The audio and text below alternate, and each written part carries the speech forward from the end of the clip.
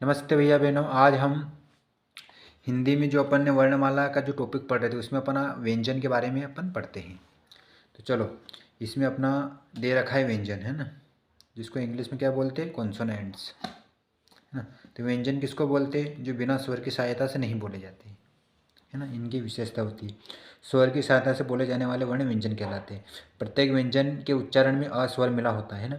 जितने भी व्यंजन होते हैं उन सब में क्या जुड़ा हुआ रहता है? अ। ठीक है ना। उसके बिना व्यंजन का उच्चारण करना संभव नहीं है। परंपरागत रूप से व्यंजनों की संख्या कितने मानी गई? 33 है।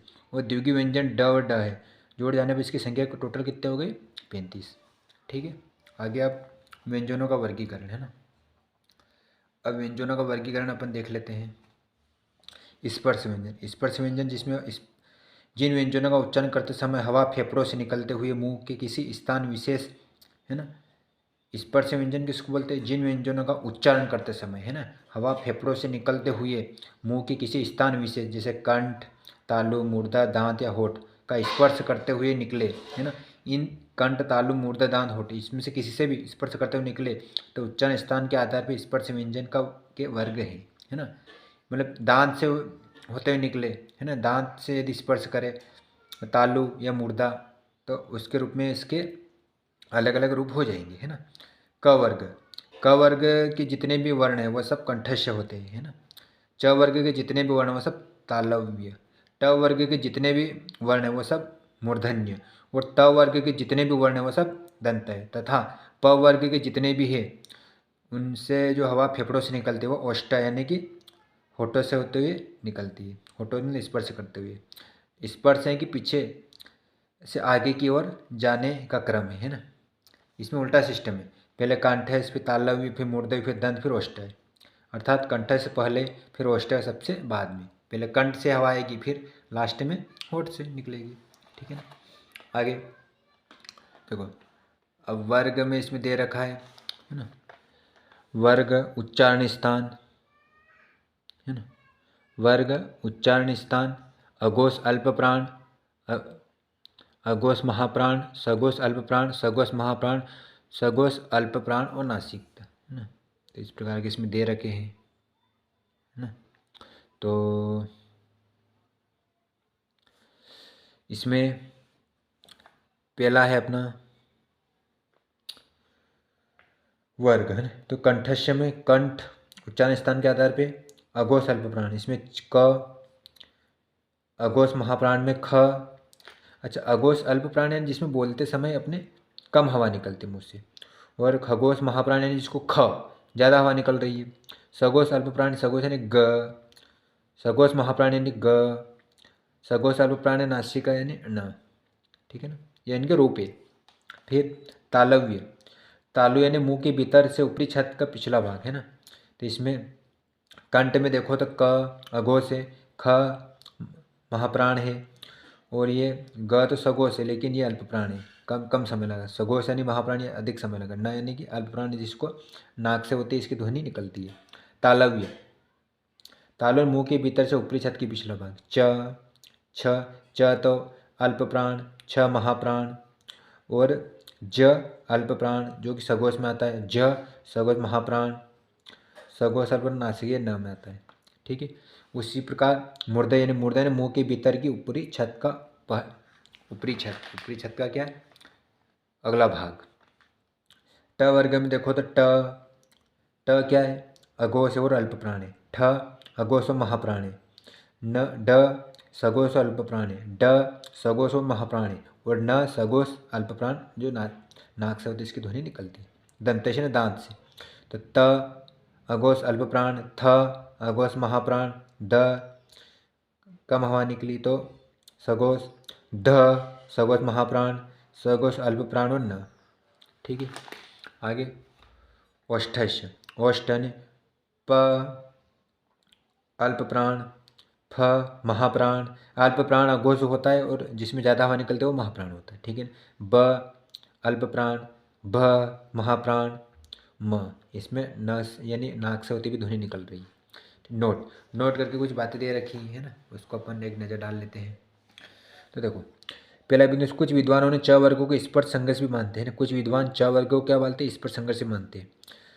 घोषत्व के आधार पर, घोषत्व के आधार पर घोष का अर्थ होता है स्वर तंत्रीय में ध्वनि का कंपन, है ना।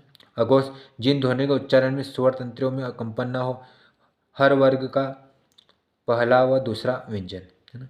अघोष कौन सा होता है? जिन ध्वनि के उच्चारण में स्वर तंत्र में कंपन ना हो, है ना, हर वर्ग का पहला और दूसरा, जैसे क ख, है ना। इसमें स्वर तंत्र कंपन कहाँ हो रहा है ना, जैसे अपन ज ज, है ना, यानी इसमें स्वर यानी स्वर अक्षर नहीं आ रहे, देखो भला क, है ना। उसी प्रकार सघोष यानी घोष जिन ध्वनियों के उच्चारण में स्वर तंत्रियों में कंपन हो, स्वर तंत्र में कंपन हो, जब इसके पीछे अपन यदि अपने जब बोलते हैं व्यंजन तो स्वर तो आता है साथ में, लेकिन इसमें स्वर में कंपन होता है, जैसे हर वर्ग का तीसरा और चौथा और पांचवा, जैसे ग ग कंपन हो रहा है हमें। उसी प्रकार क में अ भी आ रहा है, लेकिन उसमें कंपन कहाँ हो रहा है, यानी स्वर तंत्र में कंपन नहीं हो रहा है। जिसमें कंपन नहीं होता है वह अघोष, और जिसमें कंपन होता है वह घोष सघोष। और अघोष में हर वर्ग का पहला और दूसरा अक्षर, और सघोष में हर वर्ग का तीसरा चौथा और पांचवा। ठीक है, ये इसका फैक्ट है। प्राणत्व के आधार पे, अब प्राणत्व के आधार पे यहाँ प्राण का अर्थ है हवा से, है ना। प्राण का अर्थ क्या होता है? हवा से, है ना। प्राणत्व क्या? अल्प प्राण किसको बोले? जिन व्यंजनों के उच्चारण में मुख से कम हवा निकले। अल्प प्राण यानी जिसका उच्चारण करते हैं तो मुख से कम हवा निकलती है। हर वर्ग का पहला, तीसरा और पांचवा व्यंजन होता है। और अल्प प्राण कौन सा होता है? हर वर्ग का पहला, तीसरा और पांचवा, ये जो व्यंजन है इनमें अल्प प्राण बोलते हैं, इनको उच्चारण करते हैं तो अपन कम हवा, जैसे क, फिर ग, फिर न। ठीक है ना।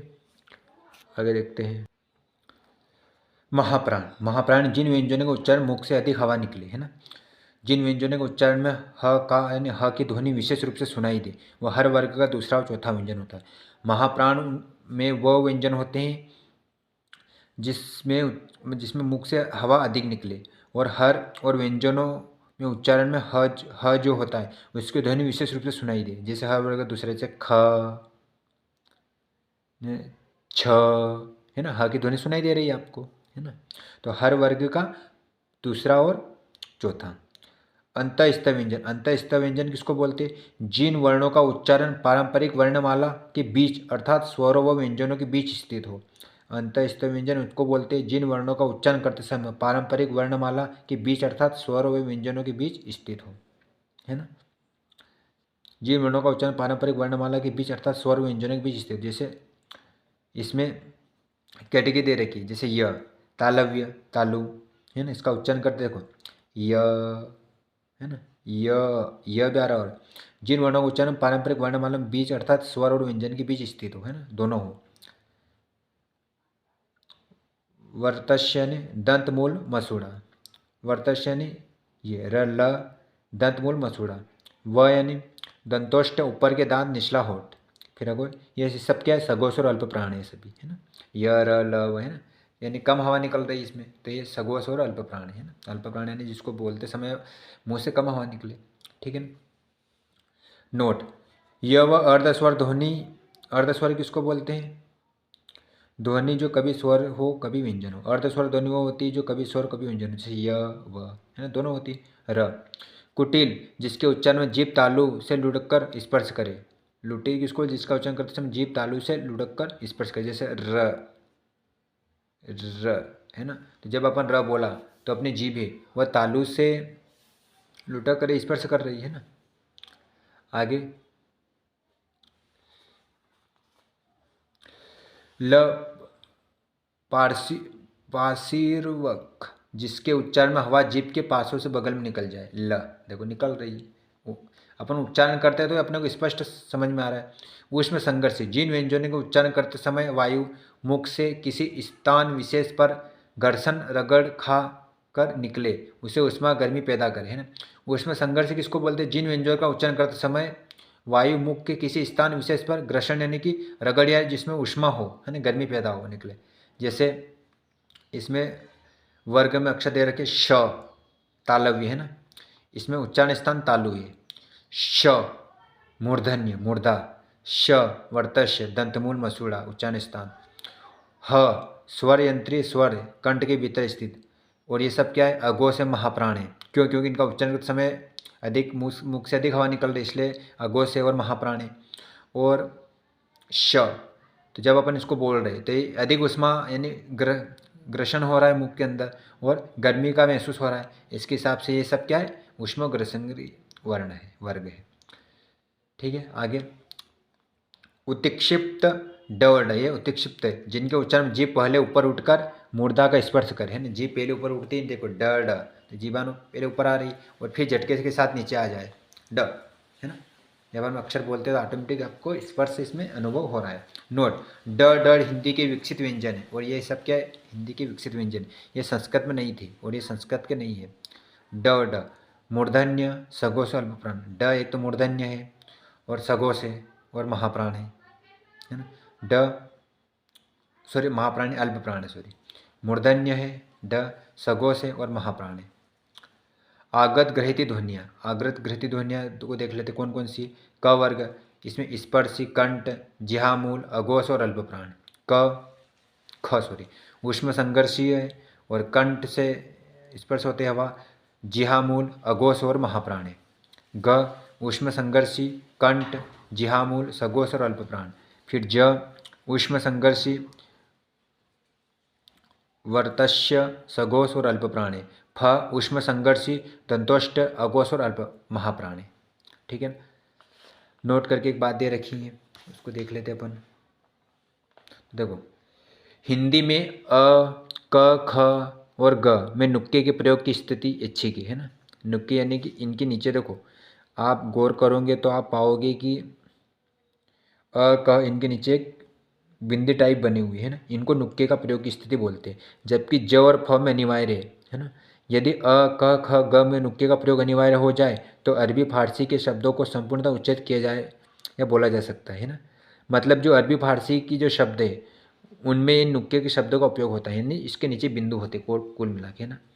यदि इन शब्दों का उपयोग हो रहा है तो इन शब्दों के द्वारा हम आसानी से अरबी फारसी शब्दों में संपूर्णता का उच्चरित किया जा सकता है ना। उनमें सबसे ज़्यादा नुक्के शब्द उपयोग किए जाते हैं। आगे नुक्के तल बिंदु का प्रयोग है ना, नुक्के तल बिंदु का प्रयोग इसको अपन देख लेते हैं। अरबी शब्द नुक्ता का अर्थ है और जो अरबी शब्द नुक्ता यानी ये अरबी शब्द है, इसका अर्थ है बिंदु, है ना। एक बिंदु होता है हर शब्द के नीचे। नुक्ता के बारे में एक मशहूर कहावत है कि नुक्ता के हेर फेर में खुदा जुदा हो जाते हैं। ऐसा इसलिए कहते हैं क्योंकि खुदा और जुदा को उर्दू में लिखने में क्रम में सिर्फ नुक्ते की स्थिति पोजीशन बदलती है। नुक्ता जब वर्ण के ऊपर होता है तो खुदा खुदा और जब वर्ण के नीचे हो जाता है तो जुदा, है ना। ये देखो वर्ण के ऊपर हो तो खुदा और वर्ण के नीचे हो तो जुदा।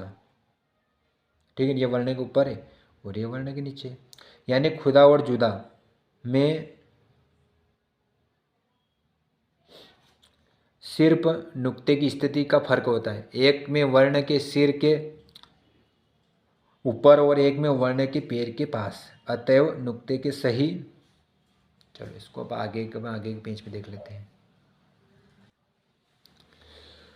प्रयोग को जानना आवश्यक है, अन्यथा अरबी फारसी और अंग्रेजी मूल के शब्दों को सही लिखने एवं सही उच्चारण करने में परेशानी होगी, यानी उच्चारण करने में परेशानी होती है। इस परेशानी में निजात पाने का मात्र तरीका नुक्के से प्रयोग की जानकारी है ना। मतलब जो अरबी और फारसी और अंग्रेजी मूल के शब्दों को सही लिखने और सही उच्चारण करने में परेशानी होगी, इस परेशानी से निजात पाने का एकमात्र तरीका नुक्ते के सही प्रयोग की जानकारी है ना।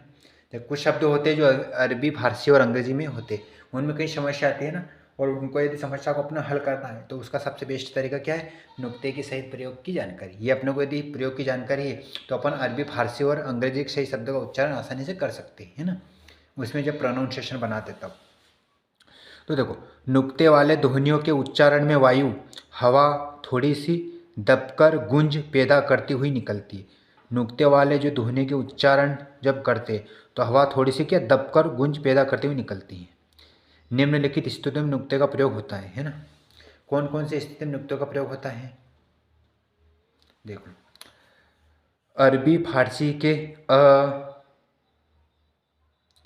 ऐन कन काफ खन खे गैन जाल, ज्वाद, जोय एवं फ के फे ध्वनि वाले वर्णों में जैसे अक्स, अजब, अजीज, अदालत, अदालत आदि, है ना। क में कलम, कहर, कुर्बान, केत, अक्ल, तकदीर, नुक्ता। बकाया, मुकाबला, मुकद्दर, वक्त, शौकीन, हकीकत, इलाक, इश्क, तरीका, फ़र्क, बाकी, बारीक, मजाक, मुताबिक, मौका, हक और आदि, है ना। ये सब शब्द दे रखे नुक्का वाले, हैं। देखो हर शब्द के नीचे नुक्का है, बिंदु है। देखो देखो आप ध्यान से देखेंगे तो आपको सब दिखेगा, है ना। अब ख वर्ग वाले अपन देख लेते हैं। ख्याल, देखो जब अपन नुक्का वाले शब्द पढ़ते हैं तो इनकी विशेषता क्या रहती है पता है? इसकी विशेषता ये रहती है कि ये मतलब कि इनके जो ध्वनियाँ होती है ना, इनमें जो वायु होती है वो थोड़ी सी दबकर, यानी कि बोलते लेकिन वो अंदर दबती रहती है, गूंज पैदा करती है ना। जैसे ख्याल, है ना, ख्याल, है ना, कादुन गूंज पैदा कर दे। खानम, खारिज, खुद, अखबार, कमबख्त, कारखाना, खुशखबरी, तनख्वाह, दस्तक, दस्तक, दाखिल, बुखार, बर्खास्त, मुखबिर, है ना। ऐसे शब्द दे रखे इसमें, है ना। अब अपन ग वर्ग दे रखे, गजल, गम, गलम, गुलाम, नगाम, बगावत, पैगंबर, पैगाम, बगैर, मशगूल, वगैरह, सौगात, चराब, दिमाग, बालिग, सुराग आदि, है ना। ज में जाल से बने जैसे जहीन, जिक्र, जिम्मा, जहन, अजान, आजार, महाज, सहाज आदि। जे से बने जका, जनान, जबरदस्त, जमीन, उर्दू, जलजला, जहमत, जिंदगी, जिंदा, जुकाम, जुल्फ, जेवर, जोर, आज़ादी, औजार, कमज़ोर, मंजिल, मजदूर, वजीर, हाजिर, अंदाज, आवाज़, चीज़, जहाज, तमीज़, नमाज, परहेज आदि। जवाद से बने, अब जवाद से कौन कौन से? जब्त, जमानत, जमीर, जरूर, जाए, जीत, जिला, नज़र, मुजाहिर, आजीर, है ना। ऐसे आदि तक बने हुए। फिर आगे देख लेना आप, है ना। फ से फ़कीर, फतक, फतवा, फना, बरार, फरिश्ता, फाजिल, फारसी, बिजुल, बिराग, बिजहाल, फिजदी, पुरशद, भेज, फैसला, फौज, भोरन, भोलात, अफसोस, अफसाना, आफ्ताब, इफ्तार, कोफ्त, तफसील, दफन, दफ्तर, नफरत, नफीश, सफ़र, कम्ब, काफ़ी, तकलीफ, दरब, तारीफ, सगुब आदि। नोट, उर्दू शब्द के किसी वर्ण में नुक्का लगेगा या नहीं, इसे जानने का एक सरल उपाय है कि उस उर्दू शब्द में अंग्रेजी लिखावट को मन में याद करें, है ना। उर्दू शब्द के किसी वर्ण में नुक्का लगेगा या नहीं, इसे जानने का एक सरल उपाय क्या है कि उस उर्दू शब्द के अंग्रेजी लिखावट को मन में याद करें ना। यदि किसी उर्दू शब्द का अंग्रेजी आपको याद है लिखावट, तो आपको पता चल जाएगा कि सुना है पढ़ा हो, तो उसके आधार पर निर्णय ले कि नुक्ता लगाना है या नहीं। उर्दू शब्द के अंग्रेजी लिखावट में यदि के हो तो क, और क्यू को हो तो क, के हो तो क, और क्यू हो तो क। देखो इसमें देखो के हो तो क में इसमें ये नहीं लगा हुआ है। के हो तो क, इसमें नुक्का नहीं, और क्यू हो तो क, इसमें नुक्का लगेगा, है ना। इसके आधार पे अपन इसका आकलन कर सकते हैं ना। जैसे किताब, इसमें कहाँ लगा है? कुराब, कुर्बान, तो कुर्बान में नुक्का लगा है क में, है ना। बिंदु, वो नुक्का यानी कि बिंदु। केच में खो हो तो ख, हो तो ख, जैसे खबर, है ना, इसमें ख लगा। फिर आगे बख्शीश, है ना, बख्शीश में लगा हुआ है। फिर तारीख, जी, ग हो तो ग, और ग हो तो ग में, है ना। जी हो तो ग में नहीं लगता, जी एच हो तो ग में लगता है। जैसे गुना, गुलाब, जी एच हो तो गुलाब, इसमें लगेगा नुक्का। हो तो ज, है ना। ये ऐसा है ना, इनके आकलन करने का एक प्रयोग और कुछ नहीं, ठीक है ना। चलो एक फैक्टर इसमें देख लेते हैं अपन। हो तो जंगल, जमीन, है ना। उसी पर पी एच हो तो फ, और एफ हो तो फ, है ना। पीच हो तो नहीं लगेगा, है ना, और एफ हो तो लगता है। जैसे फुलहारी और फना, फना में लगा, जैसे फुलहारी में नहीं लगा, है ना। अंग्रेजी में एप को फ और जे को ज बोलते हैं ध्वनि वाले वर्णों में। जैसे एप में फ हो तो लगता है और ज जे ऐसा हो तो लगता है। जैसे farm, father, free, fence, film, fund, form, fort, France, French, bridge, frock, furniture, office और प्रूफ, कॉपी आदि, है ना। तो इन शब्दों का आप स्क्रीनशॉट ले लेना और याद कर लेना, ठीक है ना। और एक दो बार एग्ज़ाम आए तब रिवीजन कर लेना। जेब्रा, जीरो, जिंक, जू, गजट, गजेटियर, प्राइस, साइज आदि। आयोग व अनुस्वार, अनुस्वारी बिंदु, विसर्ग नहीं, अनुस्वार इसको बोलते हैं ऊपर वाले बिंदु को विसर्ग नहीं, दो पीछे बिंदु रहते। अनुस्वार शीर्ष बिंदु वाला वर्ण, विसर्ग को पार्श्व बिंदु वाला वर्ण भी कहते हैं। जो शीर्ष वाला जो विसर्ग है उसको पार्श्व बिंदु वाला वर्ण भी कहते हैं, है ना।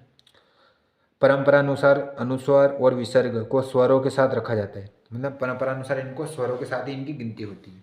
किंतु ये स्वर ध्वनि नहीं है, किंतु ये क्या स्वर ध्वनि नहीं है, क्योंकि इनका उच्चारण व्यंजनों के उच्चारणों की तरह ही स्वर की सहायता से होता है। अंतर बस इतना है कि व्यंजन में पीछे स्वर आता है, जैसे क, है ना, क बोला मतलब व्यंजन में पीछे स्वर आता है ना। और ख, है ना, आदि, है ना। और इन दोनों के पहले अ अ ये व्यंजन, है ना। आपको समझ में आया। जैसे है ना, अम में अ पहले और व्यंजन बाद में, अ में अ पहले और व्यंजन, ये व्यंजन नहीं है क्योंकि इनका गणना स्वरों के साथ होती है। उन्हीं की तरह लिखने में इनके लिए मात्राओं में क्रमशः अनुस्वर और विसर्ग का प्रयोग किया जाता है। दूसरे शब्दों में अनुस्वर विसर्ग लेखने की दृष्टि से, स्वर उच्चारण की दृष्टि से व्यंजन होते हैं। क्योंकि इन दोनों को जातीय योग न तो स्वर के साथ होए और न ही व्यंजन के साथ ही बैठता है, इसलिए इन्हें अयोग कहा जाता है ना। ये जो अनुस्वर और ये हैं, इनको अयोग क्यों कहा जाता है, क्योंकि जब अपन स्वर का उच्चारण करते हैं तो स्वर ही अक्षर आता है, लेकिन जब अपन इनका उच्चारण करते हैं तो इसमें स्वर पहले आता है, जबकि व्यंजन की विशेषता क्या रहती है, स्वर बाद में आता है ना। तो इसलिए इनका तालमेल ना तो स्वर में बैठता है, स्वर बिना व्यंजन की सहायता से बोली जाती है, और जब अपन इनको बोलते हैं तो इसमें व्यंजन भी आता है। और लेकिन व्यंजन का रूल क्या है कि स्वर बाद में आना चाहिए, और इनको बोलते हैं तो स्वर पहले आता है, जैसे अह, है ना। इसलिए तो दोनों का तालमेल नहीं बैठता, इसलिए इनका अलग ही नाम दे दिया, और वो नाम क्या है, अयोग वह कहलाते, ठीक है ना। शब्दकोश देखने का तरीका, और शब्दकोश देखने के तरीकों को अपन देख लेते हैं, कौन से तरीके होते हैं। तो देखो, शब्दकोश में वर्ण अक्षरों को जानने का क्रम। शब्दकोश में पहले स्वर बाद में व्यंजन का क्रम आता है। शब्दकोश में पहले क्या आता है, स्वर, और बाद में व्यंजन का क्रम आता है। शब्दकोश में अनुस्वार और विसर्ग का स्वतंत्र वर्ण के रूप में प्रयोग नहीं होता है, लेकिन संयुक्त वर्णों के रूप में इन्हें, देखो, शब्दकोश में अनुस्वार और विसर्ग का स्वतंत्र वर्ण के रूप में प्रयोग नहीं होता है, लेकिन संयुक्त वर्णों के रूप में इनका प्रयोग होता है। जैसे आ ओ औ पहले स्थान मिलता है, जैसे क ख कम का की कु के अम, ठीक है ना। संयुक्त वर्ण में इनका प्रयोग होता है, लेकिन इनका स्वतंत्र वर्ण में रूप में प्रयोग नहीं होता है ना। शब्दकोश में पूर्ण वर्ण के बाद संयुक्त अक्षर का क्रम आता है। जब शब्दकोश होते हैं उनके पूर्ण वर्ण हो जाए उसके बाद में संयुक्त अक्षर का क्रम आता है, जैसे कम, कह, क का, को के बाद क्य, क्र, कल, क्व अक्षर, ठीक है ना। आगे, शब्दकोश में अक्षत्रज्ञ का कोई पृथक शब्द शक्र नहीं मिलता, क्योंकि संयुक्त अक्षर होते हैं, ये संयुक्त अक्षर होते हैं ना। अतः इनमें संबंधित शब्दों को ढूंढने के लिए इन संयुक्त अक्षर को पहले अक्षर या वर्ण वाले खाने में जाना जाता है। जैसे यदि हमें अक्षर चाहिए तो क और श देखना पड़ेगा, संबंधित शब्द अर्थ ढूंढना होगा, क वाले खाने में जाना होगा। इसी तरह त्र को त और र वाले खाने में जाना पड़ेगा, त वाले खाने में ज्ञ, ज के लिए ज वर्णीय के लिए ज वाले खाने के लिए, तथा श्र, श और र के लिए श वाले खाने के लिए जाना पड़ेगा। कुल मिला के इनकी शब्दकोश की ये क्या है, तरीका, इनको कैसे देखा जाता है। फिर ण ण ण ण में कोई शब्द शुरू नहीं होता, इसलिए ये स्वतंत्र रूप से शब्दकोश में नहीं मिलते हैं, है ना। ये यानी कि क्या है, न न न, यानी इनका कोई शुरू शब्द नहीं होता, इसलिए ये स्वतंत्र रूप से शब्दकोश में नहीं मिलते हैं, इनके क्रम में नहीं मिलते हैं। इनसे कुल मिला के कोई शब्द शुरू होता ही नहीं है, ये सबसे लास्ट में इनकी काउंट होते हैं ना, ठीक है। तो इसके अपन वस्तुनिष्ठ प्रश्न अपन कल देखेंगे, तब तक के लिए आपको बहुत बहुत धन्यवाद।